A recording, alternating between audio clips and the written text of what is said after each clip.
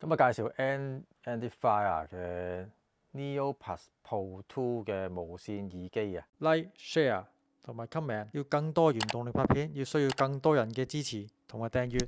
漫步者咧，其實出咗好多嘅產品啦，包括耳機啦，同埋多數咧都係 audio 產品，喇叭啊、電腦喇叭或者 audio two channel 喇叭嘅，咁啊即係 headphone 都有嘅。咁啊今日介紹咧就係呢個嘅 Ear Pro 啊。今日介紹呢個就係 Earphones 啊。咁所以兩顏色俾你揀，大家揀嘅黑色同白色。咁啊外形咧相當之都感覺上都幾個 high tech 啊。咁同埋咧佢首次咧，如果冇記錯啊，就首次支援你嘅 LD。支援呢個 LHDC 嘅或者 LHDC-X 嘅。咁啊查過咧，現階段咧我手頭上嘅手提電話咧最高咧都係支援 LDAC 嘅啫。LHDC 咧就係國內品牌，如果冇記錯，華為咧係自主研發一個嘅新嘅制式咧，就係 Hi-Res Audio 嘅，咁能夠咧係比 LDAC 更加高嘅。咁當然啦，如果你咁高嘅傳輸率嘅時候咧，會唔會容易斷線咧？喺香港咁複雜嘅無線電波干擾，咁啊不得而知啦。咁啊因為我冇得去連接呢個 LHDC 咧，咁所以無法作出評論啦。咁啊事隔2年啦，其實佢之前嘅產品咧都係要做嘅呢一 part Pro 嘅。咁啊今次咧係2年之後咧推出呢個 Two 嘅。咁呢個耳機個標榜或者係一個 gimmick 咧，就係咧能夠降噪達到負50dB 嘅，同埋咧佢又係一個動鐵加動圈單元個組成嘅耳機嘅。咁啊相當之旗艦級啊。咁啊尤其是我啲怕嘈嘅人咧，見到負50dB 可以降到嘅話咧，啊真係唔錯喎，所以買嚟試一試，因為咁啱咧隻耳機又打柴啦。咁啊 Apps 功能相當多嘅 function 嘅，尤其是咧佢標榜呢個嘅 3D Dimension，即係而家片段所嘅投影嘅位置咧，就係當你去左擰右擰嘅時候咧，佢然而咧就會保持喺一個中位嘅聲音去表達嘅，即係嗰啲立體聲啊所謂啊。咁所以究竟對你有冇用咧？對我嚟講咧，我就覺得冇乜用啦。對我自己啊，咁啊亦都同時有個降噪功能啦。剛才提及過啦，最高咧可以起碼咧就可以支援192.24bit 嘅 Hi-Res Audio Wireless 嘅。咁啊耳機插咧可以咧就係4+12又或者5.5+16.5嘅。咁啊當然係開同唔開嘅降噪嘅電源嘅選號啦。咁啊大家如果覺得扯電嘅話咧，亦都可以唔需要開 LDAC 嘅，直接連接咧 AAC 或者 SBC 亦都可以嘅。咁啊低傳輸率啦，咁啊聲音當然有折扣啦。咁但係一般我就試過咧，都唔係話太過差嘅。好啦，比較翻就係 Pro 2同埋 Pro 嘅分別啦。咁啊之前嗰隻咧就可以降噪咧達負42dB嘅，咁今次 Pro 2咧就可以降到50dB嘅，相當負50dB，相當之高啊。咁啊 driver 方面咧其實都係一樣嘅啫，就係一個動鐵同埋一個動圈單元嘅，同上一個版本係一樣嘅。咁至於 audio 曲方面咧，今次咧佢係多咗 LDAC 嘅。咁之前咧就係淨係 support 個 LDAC 同埋 LHDC 2.0嘅啫。咁其實今次更新咗一隻 LHDC 5.0嘅，同埋咧佢 support 到 AAC 嘅。咁上一隻就冇 support 到 AAC 嘅。咁啊，至於呢個降噪功能嘅咪方面咧，佢今次第2代咧就採用咗呢個4個咪嘅。咁而上一代咧只係3隻咪嘅啫。咁變相咧就係多咗1個咪嘅啫。咁因為冇聽過上一代嗰個嘅耳機，咁所以無法做比較兩代嘅分別，究竟個聲音如何啊？咁啊，先嚟睇睇個 spec 啦。咁啊，先嚟睇睇規格啦。藍牙版本方面採用5.3嘅，相當新嚇。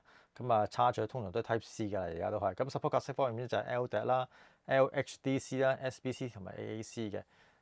咁Sound Level 方面咧就係92dB 嘅，咁啊正負3dB，咁啊唔算話太過高嘅，中上度啦。咁如果一般好聲再少少嘅正常咧都係過103dB 或者100以上嘅。咁啊93唔係992咧就唔算太過差嘅。driver 方面咧就有一個動鐵單元咧，同埋一個10mm 嘅動圈單元嘅。防水指數咧 IP54嘅，咁一般嘅汗水咧都勉強接受到嘅。耳機開咗 ANC 之後咧，可以用到4小時。咁如果 off 咗之後咧，只係多少少啫，5.5小時嘅。咁耳機咧都比較大食啲啊。咁我覺得應該咧就唔關藍牙5.3事嘅，因為越高版本其實藍牙咧通常咧都會慳電啲嘅。咁唔知係咪因為個動鐵同埋動圈單元鎖比較食電啲啦，同埋咧開 ANC 之後咧，一般咧我估計咧就唔會太過乸過嘅，反而咧係個曲定問題咧導致到佢咧係食電犀利嘅。因為如果譬如話開翻 AAC 嘅話，用翻 AAC 啊，即係唔用 LDAC 啦，或者唔用呢個嘅 LHDC 咧，我相信咧會慳電啲嘅。咁啊頻率響應方面咧20Hz 至40 kHz 嘅，咁啊亦都相當唔錯嘅。咁啊重量方面啦，重量方面咧耳機只係5.6 gram 啫，插住咧都係49.2 gram 啫，咁其實咧就唔算太過重嘅。好啦，先嚟簡單嘅開箱啦。咁啊入邊咧其實冇乜特別嘅，反而咧就係嗰個有個隔音棉仔啦嚇，好似 Studio Feel 啦。咁啊盒內邊咧就其實冇特別一個線啊、menu 啊，同埋咧佢有一包嘅保護嘅皮個袋啦，咁同埋一 pad 咧就係呢個耳膠。好啦，先嚟連接手提電話個測試啦。連接咗之後咧，其實咧佢自己亦都會跳到去嗰個 logo 嗰個 Edifier 嗰個嘅 Apps 嘅。咁如果你有裝嘅話嚇，咁連接咗之後啦，睇翻入邊咧。明明咧呢隻耳機咧係 support 到 LDAC嘅，咁點解嗰個嘅 codec 咧係冇出現到喺連線藍牙嗰個位置？點解咧？咁啊稍後時間會解釋翻俾大家聽嘅。咁啊大家密切留意啦。咁呢個講翻呢個狀態咧，其實咧都係連咗 SBC 同 AAC 嘅啫。咁通常連咗 SBC 或 AAC 嘅話，通常咧佢都唔會再特別顯示嘅。喺 Android 方面啦，咁我唔知清楚 iPhone 個 iOS 嗰邊係點樣噶啦。好啦，佢亦都係有自家 Apps 嘅，咁連開咗之後咧，佢就會叫你選擇翻你嗰個嘅耳機嘅系列啦。打開 Apps 之後咧，佢亦都有一個叫做嘅smoothing 嘅聲啊，即係嗰啲可能靜一下音樂啊，俾你休息啊，大自然聲啊，咁呢啲就唔多討論啦，因為個人喜好問題啊，咁啊同聲音咧就冇關係嘅，純粹咧俾你 relax 放鬆下啫。通常唔知國內品牌咧都好喜歡呢種咁嘅形式嘅啲小堅力啊。喺降噪方面啦，其實咧佢係有6種模式俾你選擇嘅，由左至右啦，有最高級別嘅 High Noise Cancelling 啦，咁啊中間啦，咁啊再低級啲啦，咁啊喺第四啦 MP3 方面咧，佢亦都可以選擇咧你偏向嘅你想聽到嘅環境聲啦，同埋人聲係亦都可以繼續選擇嘅。咁啊防風啦，咁同埋咧就 off 咗 ANC 嘅。咁啊再推去隔離咧，亦都有3 mode 咧，即係音樂聽音樂啊 game 啊，或者係頭先所講嘅投影嘅顯示啦。咁啊睇你個人嘅喜好啦，喜唔喜歡？咁你跟住再推落去咧，就係呢個嘅 Classic Mode，即係音樂嗰啲模式啦。咁同埋 Dynamic 咧，同埋 Equalizer 你 custom 可以自己改嘅。如果你唔喜歡本身嘅聲底嘅話嚇，咁啊再推落下一頁咧，就係嗰個嘅 Charger 嗰個顏色去選擇嘅。咁稍後時間咧片段尾咧亦都會講解嘅。咁啊，首先聽聽一首歌啊，喺呢個嘅 Game Mode 或者 Music Mode 裏邊啦，或者係 3D 嗰個嘅聲底個方向咧，係有好明顯嘅分別嘅，同埋比較聲音比較飽滿啲嘅。不論你開唔開降噪咧，佢都亦都聲音咧未必有所嘅改變嘅。而 Music Mode 裏邊咧，其實亦都一樣啦，就係佢嗰個嘅聲音取向啦，會更加會澎湃啲啦。高中低咧相當之平均嘅，尤其是低音咧係飽滿啲嘅。咁要去到 Equalizer 方面咧，如果大家唔喜歡佢預設咗嘅頻段嘅話咧，你亦都可以 custom 咧去自己改嘅。咁所以咧，如果大家去聲音取向唔中意嘅話咧，咁啊喺度咧慢慢細緻嘅調校啦。咁你先嚟聽聽呢個嘅現場版本 Diana Ross 啦。咁你先嚟聽聽呢個嘅現場版本。咁聲音相當飽滿啊，尤其是現場感咧，立體聲啲豐富嘅。咁但係喺高音方面咧，雖然佢有動鐵喺度啊，咁但係聲音唔算話過分細緻嘅，一般都俾到你係嗰個要求嘅。咁所以尤其是咧，我而家係發覺到咧，佢係我係冇連接到 AAC，冇連做 High LDAC 嘅。咁所以喺聲音方面咧，其實佢唔算話太過差嘅喺 AAC 方面嚇。聽翻 Kenny G 嘅時候咧，亦都係一樣啦，個立體聲或者都尚算豐富嘅，尤其是因為咧，亦都係做翻得俾到你嘅。咁所以就係佢嗰個嘅動鐵就相當之出眾啦，因為佢係 two way 即係動鐵加動圈單元。喺釘部分咧，亦都冇投訴嘅，亦都係好澎湃。咁所以其實佢係個定位咧係聲音係以飽滿咧為主嘅，可以咁講啊。再聽翻隻重釘部分咧，反而我覺得呢隻歌裏邊咧，佢個重釘咧係相當之足夠啊，尤其是重釘係比較 punch 效果嘅。咁但係女聲方面咧，雖然佢有動鐵嘅單元，咁但係我就發覺咧佢好明顯對把聲咧係擘開咗嘅，係融會唔到嘅。咁所以其實喺 AC 呢個位置上面咧，呢啲咁特別嘅歌曲咧，未必係營造到嘅氣氛啦。咁啊，至於鋼琴聲方面咧，相當之唔錯啊！因為佢高音唔算太過刺耳，咁所以整體立體聲咧，亦都尚算豐富嘅，亦都係不過不失，亦都係冇乜投訴嘅。如果你喺街聽歌嘅話嚇，好啦，剛才提及過啊，咁啊點解會喺耳機出現唔到 LDAC 呢個位置咧？就係其實咧喺 setting 裏邊咧，你要自己轉嘅。咁佢要提示嘅就係話佢有兩段嘅，一個係 LDAC，一個係 LHDC 嘅。咁正如頭先所講啦，就係因為我冇嘅 device，手提電話好或者係DAP 都好啦，我亦都冇呢個 codec 去選擇，咁所以呢度咧呢段聲音咧係試唔到嘅，只能夠咧係往上睇位 LDAC 嘅時候咧，就究竟咧係有咩變化嘅。咁其實咧佢有三個模式，一個係唔開 LDAC 啦，咁啊而家嘅狀態，同埋一係咧就係選擇呢個嘅 simpering 咧係rate 咧係44.1去48 kHz 嘅。咁如果你想再高級嘅話咧，就 simpering 咧去到96K 嘅。不過咧，其實大家細心啲睇到咧，佢就話咧，如果你想 keep 到 quality 又想 keep 住個 connection 嘅 quality 嘅話咧，其實咧佢已經 recommend 咗你咧就係 simple rate 就係44.1嘅啫，就唔好上呢個96kHz 啦。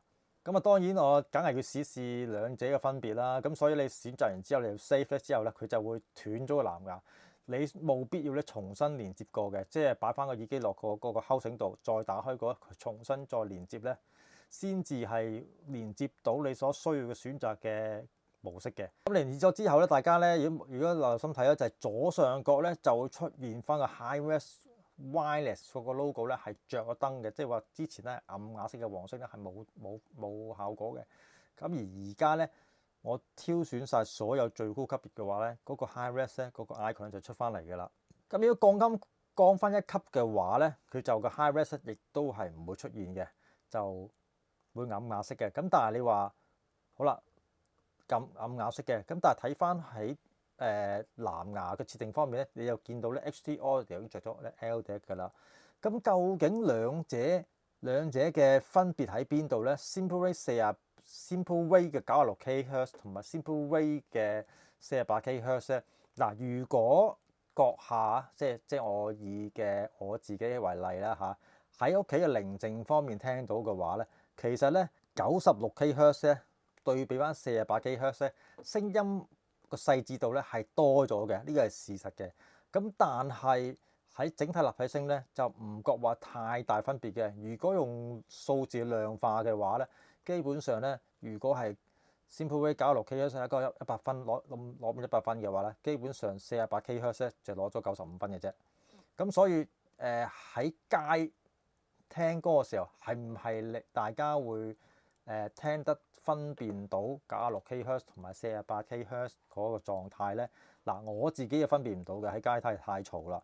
咁所以咧我寧願選擇一個 keep 住 connection quality 好啲嘅狀態咧，咁聽歌咧，我覺得就比較會開心啲。咁如果成日經常會跳線或者窒嘅話咧，咁啊其實真係冇乜意思嘅。好，先嚟聽聽通話質素如何啦。而家試 Amplifier 嘅 NeoPlus Pro 2嘅無線耳機 ，testing 12345678910，testing 12345678910。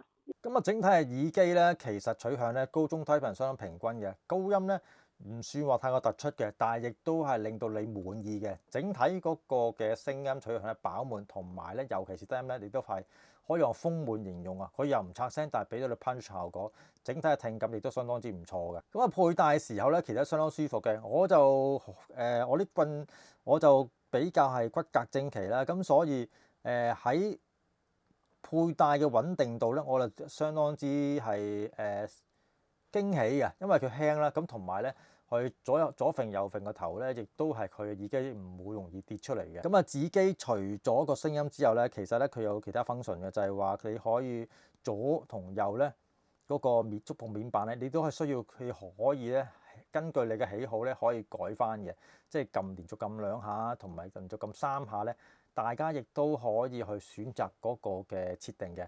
咁啊，當然睇翻自己個人手勢，咁基本上所有 function 亦都係 list 晒喺度噶啦。咁如果大家有機會去試聽或者係用呢個耳機咧，其實咧就好簡單嘅啫，喺 menu 裏邊咧係改善周圍點改都得噶啦。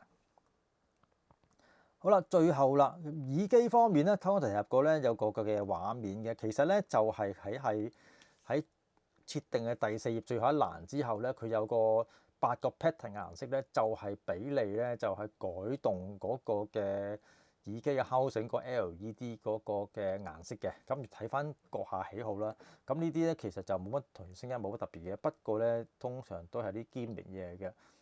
咁所以視覺上或者係手感上咧，其實呢隻耳機做得唔錯嘅。咁啊，至於降噪方面咧，最後一點咧，就係佢就話咧係能夠係去做到負50 dB 嘅。咁我喺嘗試過嘅喺地鐵嘅位置裏邊咧，其實咧我就覺得相當之滿意嘅。雖則佢唔能夠咧係可以好似Sony 咁樣黑科技啊，即係嚟到做喺好嘈嘅環境之下去比較到將啲噪音咧降得好低嘅。咁但係如果對比翻我上一隻嘅 Sennheiser 嚟講，Sennheiser Sennheiser Free 應該 wireless 啊，咁啊效果咧，佢而家呢隻耳機咧嗰個降噪相當之做得好好啊。因為我就唔係好中意嘈吵嘅環境嚟聽歌，或者係或者特登戴耳機咧係減低嘅外圍聲浪咧冇咁嘈嘅。咁你耳機咧如果係嘈環境用數字量化嚟講咧，Sennheiser 做到70% 咧，佢係做到90% 嘅。零零舍舍低頻咧係隔絕咗嘅，因為喺安全環境之下咧，所有耳機咧都唔能夠 cut 咗人聲嘅。因為呢個係大家點樣講咧？大家嘅協議咧就係話，因為 cut 人聲咧，驚你有咩危險你聽唔到咧。咁所以咧就人聲方面咧，佢唔算話太過去削弱嘅。咁但係如果周遭嘅環境能夠降噪到90% 咧，我覺得你耳機咧做得相當之唔錯，同埋價位咧亦都唔算太貴嘅，900蚊有找。咁所以咧我都覺得值得俾推薦俾大家。不過我覺得反而有缺點咧，就係佢耗電量真係比較大嘅。我推斷咧，其實因為用咗呢個 LDAC 嘅。咁如果大家係聽 Archive 啊，或者聽啲節目上係 voice 多嘅話咧，其實咧就唔需要話係用 LDAC 去連線咧，可能咧就會將個耗電量咧減低。好，今日介紹係咁多，我哋下條片再見啦。Like、share 同埋 comment，要更多原動力拍片，要需要更多人嘅支持同埋訂閱。